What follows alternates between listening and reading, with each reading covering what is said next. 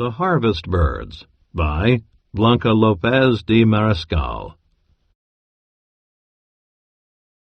My head is small like my garden patch, but it is big enough to hold many dreams, thought Juan.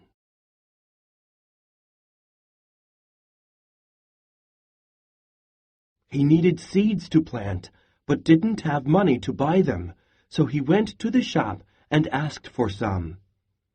"Juan, sweep up the corn, bean, and squash seeds from my floor, and take them to my pigs," the shop owner said. "Then, if you wish, you can take some seeds for yourself." هيا تعلم فالعلم خير معين وتقرب به إلى الله رب العالمين.